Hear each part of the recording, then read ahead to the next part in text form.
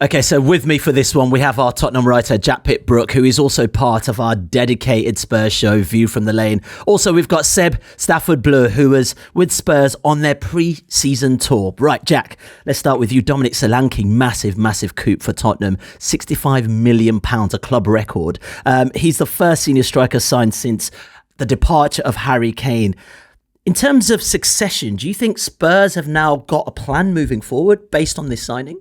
Yes, I do. I think that you can't fully replace Harry Kane, but you do need a peak age, ready to go centre forward, ideally one who's proven in the Premier League.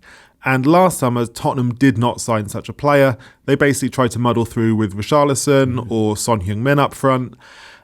The season was okay, I think, pretty good in parts, but they never really had the kind of reliable goal scorer through the middle which they needed. And now they have that. I think this is not a part of the pitch where you can take a punt on a talented teenager. You need somebody who's good to go. And I think that's exactly what they've got in Solanke. I think he's a perfect signing. Did you think it was slightly underwhelming signing? I wasn't thinking Spurs needed a striker. My eyes weren't thinking Dominic Solanke. And I know we'll go into the technicalities of why he works for Spurs a bit later on, Jack. But I don't know. Do you think that perhaps they could have gone for someone a bit more high profile, or last season was quite enough to show Spurs that, do you know what, this could be our guy? Well, it's really hard to sign strikers. There aren't, everybody needs a very good striker. And the way that particularly European football works at the moment is we don't really produce that many strikers. Right. So there's a real premium on them. And I'm sure that maybe at Spurs they might have liked, I don't know, Alexander Isak, for example. So players got a lot of attention over this summer. Isak would have cost £100+ million. I think that Solanke was the best of all the gettable strikers. And this guy is proven in the Premier League. He got 19 Premier League goals for Bournemouth last season. And if he can replicate or even improve on that for Tottenham this season, I think he will have already started to repay a lot of his fee.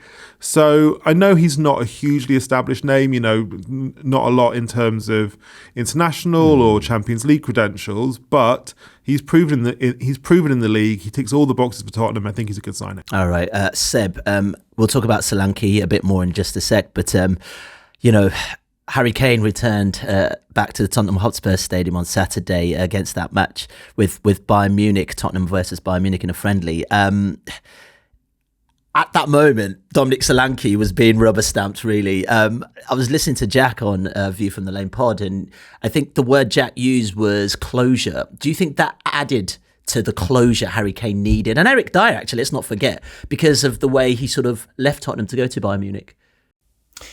I don't know. I mean, I still think the relationship is awkward. It's probably not quite the right word, but there probably isn't quite the amount of warmth you'd expect in it just yet.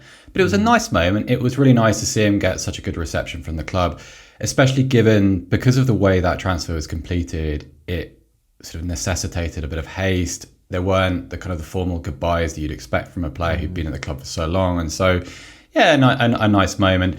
A strange one, though, because Kane is still really recovering from injury and obviously wasn't fit, has played almost no part at all in Bayern's pre-season. And so it reminded me a little bit of do you remember when Alan Shearer retired and he had a kind of a testimonial game and he kind of limped on with his sort of knee in a brace to score a penalty. It wasn't quite that bad, but it was nice. I think it's also, it does help that Kane comes back. There's a £65 million forward waiting on the sidelines, ready to make their debut right in the middle of their 20s, with their prime ahead of them. So yeah, I think it'll take a long time, I think, for the dynamics of that to lose some of their heat, just because it's a very difficult moment for the club, very difficult moment for Daniel Levy, for Harry Kane, a lot of the fans. But yeah, step in the right direction, Ayo. What do you think of the lack of trophy lifting, I should say, because that definitely made the headlines, I mean, you can understand how that could be a sore point for Spurs fans, but also respect to the Spurs fans as well. I think it's just media savvy, isn't it? It's just, you can see the cheap headlines before they're written. So well done for staying out of the way of that, I think. Yeah, very good. What did you think, Jack? Yeah, I think Kane had an awareness of how if there had been a photo of him lifting a trophy at the Tottenham Hotspur Stadium, he must have known it would have been memed around the world within seconds. So I think it was, as Seb says, pretty clever of him to avoid that. Okay, well, let's dig a bit more into Dominic Solanke and actually what he brings to the table for Spurs in terms of the data. Here's Duncan Alexander and also Tom Harris talking about the 26-year-old on the Athletic FC's Tactic podcast last week. There's quite a lot of pessimism about this potential signing over Dominic Solanke. But, I think he's really was one of the standout strikers in the division last season. He's approaching 27, so he's still got, a couple of years left in him at the top level. And, he's had really high praise from Andoni Iraola all of last season, really. He said after the Nottingham Forest game where he scored a hat-trick, he's very good for the way that we play, but I also think he's very good for any system because he can play in a low block because he's very good at attacking space on the counter-attack. And you do see that quite a lot with him where he's, surprisingly quick at kind of springing into those open spaces.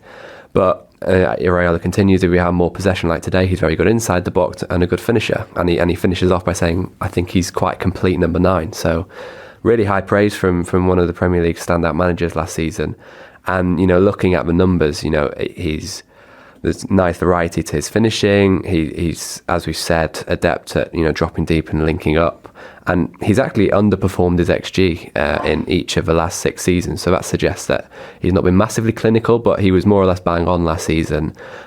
His shot distance decreased, his XG per shot went up. So these are all good signs that he's getting into good positions. And obviously at a team like Tottenham who are going to create more for him, then I don't think it's a bad shout at all, to be honest. I think if he'd had last season's campaign at Bournemouth at Spurs, he'd have been in the England squad for the Euros without a shadow of a doubt. He was brilliant last season. And he's a really good example of someone who was, highly thought of as a youngster, and it's taken him till his mid to late 20s to flourish. Yeah, if you want more tactical insight, you know where to go. Check out the Athletic FC Tactics podcast, wherever you get your podcasts from. Some really interesting points on Solanke there, especially around varied finishing and his link-up play, which we saw develop a lot last season, Seb. I'm just thinking about the Son Heung-min experiment at number 9 and how can we put it? Didn't go too well, I don't think, last season. He can score, but it's not his natural position. How much have Spurs been screaming for someone who just focuses on being a striker since Harry Kane's departure? Yeah, this was something that came up in pre-season, Ayo, because throughout all of the friendly games they played out there, Spurs used Dejan Kulusevski as a kind of a false 9. And Kulusevski is more than adequate in the role because he's a pretty good finisher. He has a lot of sort of centre-forward traits, like he moves across defenders pretty well. Invariably, though, a lot of his play comes from deep, so it involves him moving like 30, 40 yards to become involved. And I remember watching some of those games, and yes, all the usual caveats about it being pre-season aside, I remember thinking how little presence Spurs had, and there were no kind of way stations at the top of the pitch where they could play their football towards. And maybe that isn't Spurs' natural game, but the gaps in the middle of the pitch in the final third were really interesting to watch. And I think that's the thing I like about this, that you have someone like Solanke who can play fluidly in a way that suits Postecoglou's style of play, but also is a centre point of an attack. And it means also, of course, that you can start putting players back into their favoured position. And clearly Son Heung-min is a kind of a left-sided forward rather than a centre forward. Not sure what happens to Kulusevski in the new season, because he's spoken pretty publicly about he doesn't really enjoy playing from the right. Feels a bit lost, likes to play in the centre because he enjoys having many touches. He wants to be more involved, and that's a number 10's role. And what does that mean with James Maddison? So there are a few questions to answer there, but I think Solanke creates a set of good problems, if that makes sense, rather than bad ones. Yeah, you were nodding there a bit, Jack. Do you think he offers them that real presence up front? Because even Richarlison, I mean, we did the stats. He drops deep as well, and that might alter that counter-attacking type football that Ange loves. Yeah, I think Solanke gives them exactly what they want, which is someone who can lead the line, play with their back to goal, hold up the ball, link with teammates, which is something which we've seen Son try and kind of struggle with quite a lot, I think, in the last year or so. Solanke also offers an attacking threat which is very much within the penalty area. Obviously we know how Tottenham like to create chances with those pullbacks in towards the penalty spot. That's an area where Solanke flourishes, and he's also a fantastic presser. Like he's so good without the ball. He's so good at, and he's proven this at Bournemouth, particularly under Iraola. So I think he kind of offers everything that Postecoglou would want from a centre forward. Plus, I think hopefully with more kind of physical reliability than Richarlison, less likely to miss games. So in that sense, I think he's a big step up. I know you covered the Euros for us. What do you make of that point that if Solanke had the season he had at Spurs, who would have been in that England squad? It sounds right to me. I imagine that Gareth Southgate would probably say that he judges every player equally, but I'm sure that it's easier for players who play for the bigger clubs to make their case. The fact is that England took Ivan Toney to the Euros, and Ivan Toney did really well at the Euros. He set up Kane's goal against Slovakia. He scored that penalty against Switzerland, but he'd obviously had a very difficult season of his own. Whereas Solanke had a fantastic season, then found himself behind Toney in the pecking order. So I do think that is fair enough, and I would not be surprised at all if Solanke's move to Tottenham sees Lee Carsley, or whoever the long-term replacement for Lee Carsley is, really integrating Solanke into those England squads. Yeah, for sure. Right. Quick one on Solanke, Seb. A player who's, I guess, class as a late bloomer. I didn't realise until we started doing this body, he actually started at Chelsea that far ago, and there's a picture of him and Mourinho putting him on the pitch, which is kind of strange for me anyway. But also highest goal scorer under 17 Euros in 2014. Tipped for huge things. Obviously he didn't work out at Liverpool or Chelsea, but seems to have flourished at Bournemouth under Iraola. I mean, is it just a matter of marrying a really solid manager with a player and their personalities fit that means you can get the best out of them? Yeah, I think it's partly that. I also think it's remembering that development and growth, it's not linear, and football players are human beings. They, in the same way that we all do, mature and develop and reach our peaks in life at different stages. And I'm thinking Dominic Solanke's kind of been a star for a really long time in a lot of ways. I mean, we all knew of him when he was a youth international. The Mourinho thing is interesting. I'm glad you brought it up, because there's that very famous Mourinho quote where Mourinho was at Chelsea for the second time. They'd been on tour in the US. Solanke had a few minutes, played really well, and Mourinho came out and said, I think it was Lewis Baker and Izzy Brown, and said, if these three players alongside Solanke do not play for England, then I've failed. And that kind of created a little bit of a halo around all of them. Baker kind of he's had an okay career in the Football League. Izzy Brown suffered terribly with injuries, and Solanke's had to take a few backward steps. But I think the story with him is really the maturity of the person, because in a way he's been humbled. Chelsea didn't work out, had to leave, had a very difficult last year there where he was kind of ostracised because his contract was expiring. Went to Liverpool, where if you hear him talk about it, he said he learned an awful lot from the three players. Firmino, Salah, Mane were in their prime when he was there. Pretty difficult to get some minutes amongst those three. He talked about how he doesn't regret it, how he learned a lot from those guys, was then willing to take a step down to Bournemouth. I don't think it's unfair to call that a step down. And then, people forget this, I think he went about a year without scoring a goal for Bournemouth during their relegation season, and suffered a lot of flack, had been signed for a lot of money, and has come back from that and has re-established himself really at top of the game. I mean, like Jack said, I completely agree with what he said about England and his suitability for that squad. So this is a rejuvenation story. This is a kind of about a young guy who's been able to rebalance himself, refocus, because conversely, how many players do take that step back, step down, and then never come back again? And he's just become the most expensive transfer in Tottenham's history. It's an accolade in itself, and it's a kind of measure of what he's been able to do, even at this point in his career. Okay. Based on, and we'll talk about this a little later on, I know you've interviewed Ange Postecoglou, Seb. Do you see those personalities matching well? Postecoglou, known to be a motivator of people, I guess. Do you see Solanke flourishing under a manager like that? And are there any similarities between him and Iraola, perhaps? Yeah, I don't know enough about Areola really as a person. I know enough about him tactically, but not as a person to understand. Like, what I will say is that everybody you speak to about Dom Solanke talks about what good personality is, what good character he is. And one of the things that Postecoglou brings up time and again, and invariably comes up whenever you talk to him about players that he signs, is like, I want to get the feeling of I'm paraphrasing, someone's enthusiasm to play for Spurs. If they're talking about Spurs as being one of several different options that they have, and he admits that's just the modern game, right? It's money everywhere, there's options for good players, that's the way of it. Then he gets a sense almost immediately, this is somebody I can work for.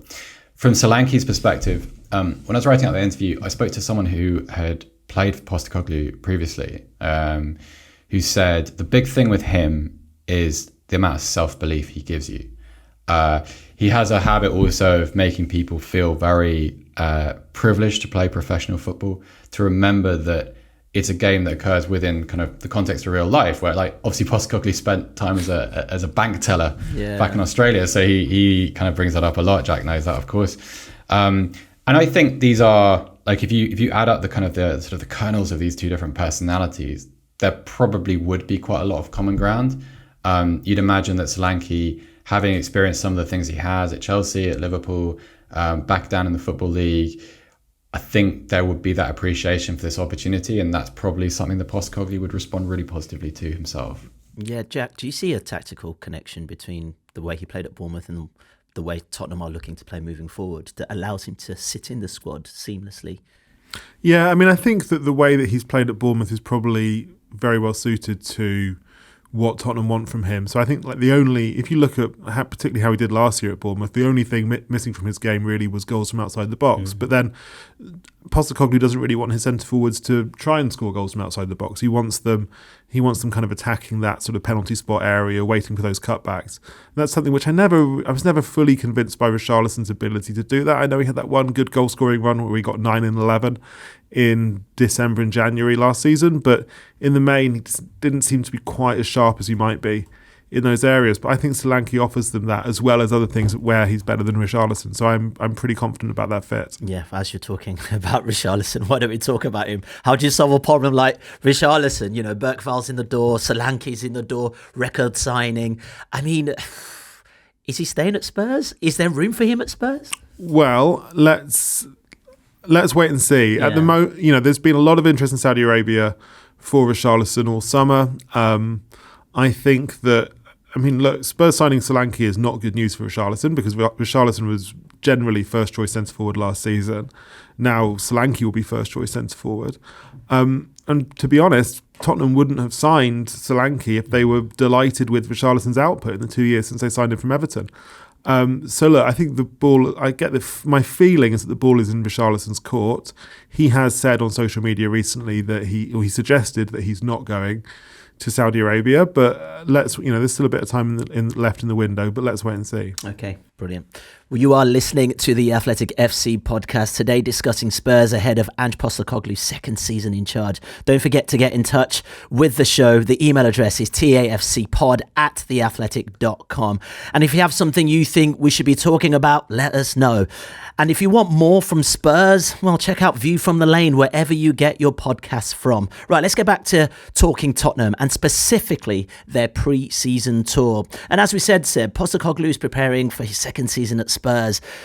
You know, you were on tour with Spurs in Korea, in South Korea, and also in Japan. What were your biggest takeaways from your time with that squad? I think from a positive perspective, I think it was probably the young players. Bergval and Gray are known commodities. I think the penny will drop probably in the Europa League in terms of just how good those two are. They both surprised me in terms of how they held themselves socially within the squad. They're slightly different characters. Gray comes from a footballing family, of course, and sort of seems very comfortable there, but integrated really easily. Lucas Bergval has developed this sort of little brother, big brother dynamic with Dejan Kulusevski, and that's helped him. But I think if you watch the way that they played, particularly Bergval, a real lack of, in the positive sense, a real lack of respect for reputations. I think the second half against Bayern Munich in Seoul, You saw happy to barge people off the ball. I want possession. I want to change the game. These are really good traits. But then I remember thinking also, I hadn't seen a lot of Mikey Moore, hadn't seen a lot of Will Lancashire. I thought Alfie Devine played really well across the tour. I think he did himself a lot of favours. Jamie Donnelly had a tricky old time having to play left back, but I thought that in moments, in terms of what he was able to give the team, I thought he had a really good tour as well. And I think in a sort of zoomed out sense, I was struck, and I did speak to some Tottenham people about this. The balance of personalities within this squad seems a lot healthier than it has done for a long time. And I asked a few people about it, whether it was kind of a by design initiative, whether it was, that's something that Postecoglou is very wary of, making sure that the right people are in the squad. And that certainly feels like it's not done, I don't think. I don't think it's a complete body of work just yet. But when you talk to these players, I mean, on tour, you tend to have little events like with local school children and local fans, and you get to chat to the players. And more importantly, you get to see how the players handle themselves in what can be quite difficult situations and quite overwhelming situations because of being famous and, being pretty high profile and people naturally being delighted to see them. And I was so impressed. And I know that's not everything, but it's a really good starting point. So beyond that, and goodness, how hot it was, I think that's probably what I'll take away from it. and about a stone's worth of weight loss. That's the main thing. What? Yeah. Exactly that. Yeah. Jack, Sebs has spoke about, Archie Gray. We've spoken about Solanke. Spurs are up there with the highest net spenders so far this summer. Can we expect any major incomings or outgoings? We've still got a fair bit of the window left to go. It probably depends a little bit on the other outgoings. So I think they've done really well with outgoings so far. They've moved on lots of players who've been on the fringes the last few years, Tanganga, Sessegnon and Ndombele, Højbjerg, Emerson Royale now. There's still a question mark over Lo Celso's future, question mark over Reguilon's future, a bit of a question mark over Richarlison's future, I think. That all said, Tottenham have wanted a midfielder. Back at the start of the window, they were pushing to try and sign Jacob Ramsey from Aston Villa. He would have been expensive. They were interested in Conor Gallagher, but no official bid. So look, I think a lot depends on which midfielders they think are on the market. If there might be a midfielder in particular that they want to go for, but I don't feel like they're completely done yet. Yeah, where do you think they need to strengthen? Because we saw at the back end of last season how flat things felt, lack of personnel, injuries, all that kind of stuff. Fair to say they have strengthened, but where else? Because they've got European football again this season, so it could be really fascinating. I'd say one more central midfielder. I am excited about Bergvall and Gray, but I think they need somebody with a bit more experience, somebody in that Jacob Ramsey, Conor Gallagher profile to give them more energy, to make them harder to play against, better pressure against the opposition. That's what I'd look for. What do you reckon, Seb? Yeah, I agree entirely with Jack. I would add right-sided wide forward to that, just a bit of variation. I just because I really do fancy Kulusevski playing inside, and then you need to have a little bit of backup to Brennan Johnson. Okay, fair enough. Let's move on. Because Seb, you actually had the opportunity to sit down with Postecoglou during the tour. He spoke a lot about players having to buy in to, I guess, his demanding style of football. So as we approach the start of his second season in charge, do you sense a full buy-in from the squad? Because also, there's only so far that energy can take you if players aren't seeing the results coming through, or perhaps, dare I say, trophies entering the cabinet. Yeah, well, that was something that Postecoglou brought up himself, actually. He said one of the big things for him is when you're working players, particularly in a preseason environment, are they doing it because I'm telling them to, or are they doing it because they really believe in what we're striving towards? And the other thing he said is it's, beyond a certain point, these are professional footballers and they have short careers. And if they're buying in, it has to be because they believe in they're getting something back in return, be it recognition or international caps or trophies or whatever. I think, reading between the lines, I think Postecoglou still feels there's a bit of work to be done. He talks about how the rejuvenation project, the transition, whatever you want to term it, when he came in, a lot of work has been done. Jack mentioned how well they've done with sales. I completely agree that I think they've done really well to get some of those players off the books. He still said he didn't expect it all to be completed by the end of this window. And read out of context, it sounds like he's not going to get all the targets he wanted for next season. That's not really what he meant. It was just kind of balance of squad, mix of personalities, range of positions, things like that. So I still think he feels like, yes, huge progress. And he placed great emphasis on, he placed great stress on how much work there was to do when he arrived. Because he said, not necessarily because there are a lot of bad characters, but he said there are a lot of players coming towards the end of their contracts, a lot of holdovers from previous eras, and actually it is eras plural. There are a lot of kind of mixed directions over the, since probably even before Pochettino left. And there was a long way to go, probably perhaps in his eyes further than supporters appreciated at the time. But I think he's pleased. I just don't think it's kind of quite there yet. And I don't think that's controversial. I think you just look at the squad and you think, yeah, there's there are things still to be done. Jack's talked about that. And I think he would probably agree with that. Yeah, what do you reckon, Jack? Yeah, I think they are. I think they're kind of on track. I think that last season overall, it was good, but because it started so well and then ended kind of poorly, it makes people, that obviously warps how you look back on it a bit. I think that they do have good buy-in from the players so far. I think they have spent pretty well. I think they've really, it's kind of gone a little bit under the radar, but I think they've really changed the age profile of the squad. Spurs have not had a lot of teenage players over the years. The last teenager I can really remember in the Spurs first team was Dele Alli. Right. That's almost 10 years ago. Yes, Since Dele first came into the Spurs team in 2015. But now this year they've got 18-year-old Bergvall, 18-year-old Gray, 17-year-old Moore knocking on the door. So it is going to be a different age profile. If I've got one worry, it's that I think there's clearly a lack of. They've basically lost a lot of experience in the last year. Højbjerg, Dyer, Kane, especially Lloris, and I just want to know that there are characters senior experienced characters at Spurs who can make sure that standards are kept high amongst the players throughout the whole course of the season. I do think we saw a bit of a drop in standards from the players the back end of last season, and I just hope that there are the right voices in the dressing room to make sure that doesn't happen this season. Is this yet again another conversation for Son Heung-min, who's been there for goodness knows how long? Yeah, but he can't do it all himself, can he? He needs, it can't just be the one senior player. He needs to have quite a few senior players around him to enforce those standards. Okay, fair enough.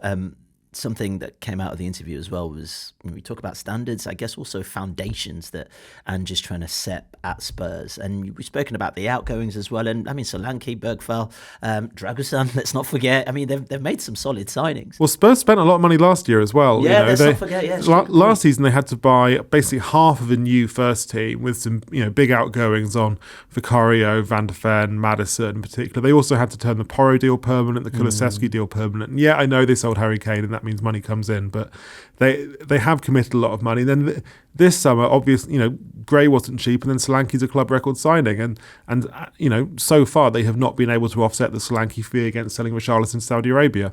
So they are continuing to spend money. I think that the way that modern football is, Levy will always be accused by some fans perhaps of not backing the manager, but I think in this case, given the players have gone out as well as coming in, I think so far it feels to me as if Ange has been backed. Okay. Finally, for the two of you, I guess it's the style of football we're going to be entering into again this season with Ange Ball, as we like to call it. And we've sat here several times, especially the top end of last season, and we watched some phenomenal football, let's face it.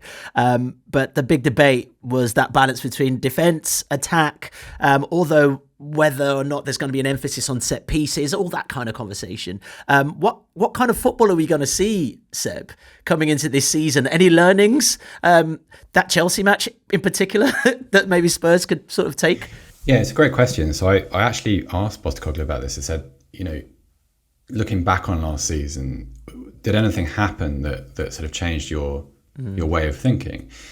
He said no. He the only kind of takeaway he had, or the only takeaway he was willing to discuss, was the kind of the squad strength. And he did say that the physical burden on the players impacted the quality of the football towards the end of the season. I certainly think that's true.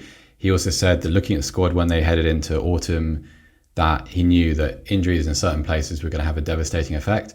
Check in that box, because obviously you mentioned the Chelsea game and some of the things that happened there.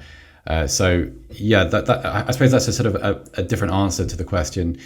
I think what's interesting to me is the reconfiguration of the coaching team, because he didn't go into too much detail, but he talked about how, like, with a squad, to keep them interested, to keep them invested, you always have to make sure that they're seeing different things in training and being presented with different challenges. So I'm really intrigued to see what effect that has, because there are different ideas here. I have some concerns about what I've seen around set pieces this summer. I don't want to go too far down that road just because pre-season, the intensity is not there. Also, Spurs have played without a first-choice centre-back partnership for all but 45 minutes of the pre-season, so it's not really fair. But yeah, I don't think we'll see many changes. I think there'll be some tweaks. I mean, I spent some time with Vicario, and he talks about that period where he was very much under the microscope for defensive set pieces, and when that strange period where opposition coaches were just sending players charging into him without even looking at the ball. And there was kind of that conversation about, do we need to clarify the rules or not? Vicario was very forthright. And it was one of those times when you ask a question and you kind of wish you hadn't, because he's a lovely person. He's a very intense person. And when you ask about how he's going to handle set pieces, and you ask a question which essentially examines his abilities and his weakness, it burns through you with his eyes a little bit.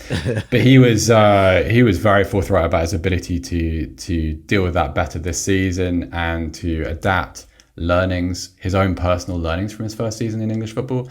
So I think we'll see little things like that, adjustments. I don't think there's any revolution. I think if you look back at Postecoglou's career, in a lot of ways he's a fundamentalist. He is not going to change his belief system based on a fatigued second half of a season. So I think we'll see some refinement, some hardening of conviction and belief, where they'll approach with a deeper squad, which is going to be beneficial. And yeah, so I don't imagine seeing anything vastly different, are you? Yeah, I was going to say, what does Ange Ball 2.0 look like? But let's say Ange Ball 1.5 with refinements. Jack, what do you reckon coming into this season? Well, I think that I'm not somebody who thinks that he needs to dilute the style of play for it to work. I think that's a very English way of thinking about a manager's set of ideas. I just think it needs to be executed better. And I think based on what we saw from the first 12 games of last season, it can work. It absolutely can work in the Premier League.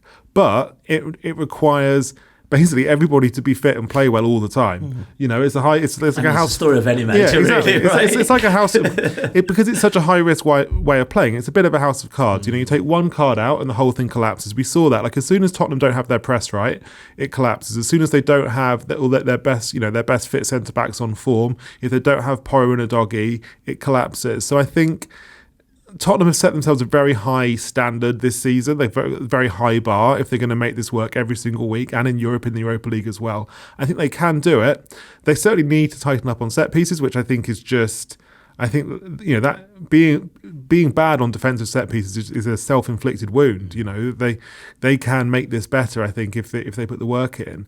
But overall, I'm pretty bullish. You know, I think that Ange Ball can work. I just think that if they've got the full squad, fit, motivated, performing to a high standard every single week, then there's no reason they can't have another very good season. Okay, let's end it there. Seb, thanks for joining us from Germany. Jack, good to have you in the studio. And also, if you're enjoying the podcast, don't forget to leave us a review or send us an email with your thoughts on the topics we discuss, or maybe stuff you'd like us to cover as well. Get in touch at TAFCpod@theathletic.com. We'll be back tomorrow for another deep dive into the biggest footballing story of the day. Appreciate you listening. Bye. If you want to watch more episodes of the show, please subscribe to the channel. We'll be joined by the likes of David Ornstein, Matt Slater, Adam Crafton, Carl Anker, and plenty more through the season. If you'd like to listen to the episodes in full in audio form, search The Athletic FC wherever you get your podcasts from.